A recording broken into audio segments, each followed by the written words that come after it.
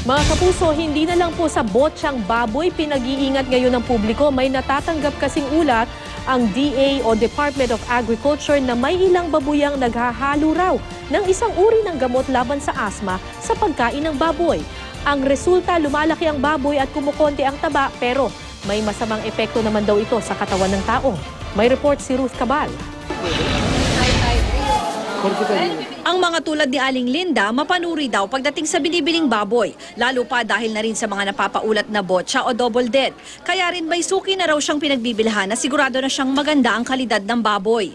Dapat sariwa, makita mo kung sariwa. Oo, ano pala tandaan ng sariwa? Yung mapula siya, marami pang madugo pa. Yung mga alagang bahay, ayaw namin kumuha ng ganun. Minsan may naangal sabi, nasa quality naman kasi yung baboy nila, sa farm. Pero sabi ng Department of Agriculture, mag-ingat din daw sa mga baboy na sobra namang ganda ng kalidad.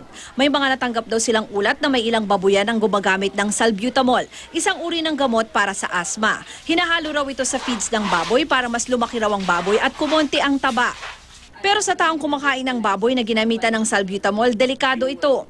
Pag siya nagkaroon ng asthma, hindi natatalaban siya ng gamot. Okay, oo. Kakaroon siya ng resistance. Pag may asthma siya? Yung halimbawa, pneumonia, that's very dangerous. Sa ngayon, wala pa naman raw nahuhuli ang DA na mga baboyang gumagamit ng salbutamol. Isolated o may ilang reports lang silang natanggap. Posible raw kasi na hindi alam ng ilang magbababoy ang negatibong epek ng salbutamol. Mas mura daw kasi ito kumpara sa vitamins at iba pang additives na pwedeng gamitin sa baboy alinsunod sa pamantayan ng DA. May mga special farms dyan na sobrang ganda ng baboy, pero gumagamit ng ganyan. So meron din kami mga natitrace paminsan-minsan, hindi pa siya kumakalat. Mas mabuti na agapan ang agad namin yun. Ang problema, wala raw paraan para malaman ng mga mamimili kung may salbutamol ang binibentang baboy sa palengke. Makukumpirma lang ito sa tissue testing ng parte ng baboy sa laboratorio o kung makita mismo ng DA sa random inspection na nakahalo ito sa feeds. Sabi naman ng grupo ng mga pork producers, wala pa rin nakarating sa kanilang ulat tungkol sa mga baboyang gumagamit ng salbutamol. Kung may mga ganun na report, ay siguro mga isolated cases yan.